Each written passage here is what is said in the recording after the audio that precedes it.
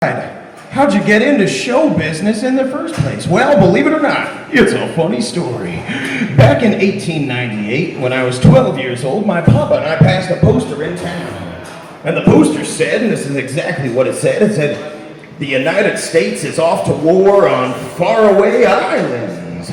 Now, my papa was a true patriot. He lost his arm when he was 8 years old in the Battle of Gettysburg. And he lost his eye when he was 41 years old. My mama gouged it out with a spoon right before she ran off, so he insisted I enlisted. So I packed up some squirrel jerky and I hiked 9 days up the Genesee to the city of Rochester, where the recruiter told me I was too young. But he said they was hurting for sailors way out west. So I hopped the freight and rode it into the setting sun. And about a week later, I wound up in this little trading post called Portland, Oregon.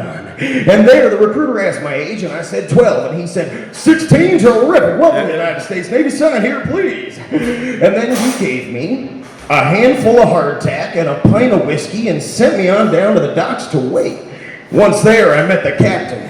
And the captain looked me up and down, and he said, "Hot damn, boys, we got us a new Peggy Sue."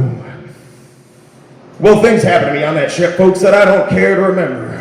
All I remember clearly is the first chance I got, I stole a lifeboat and all the rations I could get my hands on and rowed out into the open ocean, alone and scared. But I washed up on a magical island with vast rocky shores and leafy green jungles and a sun that glowed orange and fuzzy, and smack dab in the middle of the island stood a mammoth monolith of stone. He looked me stern, then spoke. He said, "Who goes there?" I said, "Clyde Always." He said, "What do you want?" I said, "A hot pastrami sandwich tree." And poof, he delivered. He said, "What else?" I said, "How about a chocolate ice cream soda pond with whipped cream lily pads?" And brought up big, he delivered again. And for 3 long years, I sat there under that tree and beside that pond, and I wrote down a poem a day. Until, at the age of 15, I got so damn lonely, I went down to the beach to cry. Then out from the ocean came 2 ancient oysters, and each was as big as my head.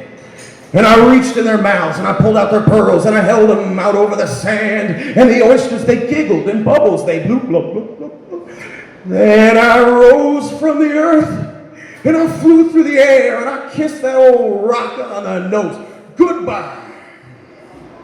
Then along come a guy in a hot air balloon who invited me in for some toast. And I told him my story just like I told you, and I told him my poems galore, and he said, "Why, come, boy. Could you do that on stage?" And I said, "Yeah, I suppose." And he said, "Come with me, then I can see it now. The Clyde Always Show." And I said, "Hokey dokey, let's go." More next time, everybody. Tune in next Friday night for another episode of the Clyde Always Show. Good night.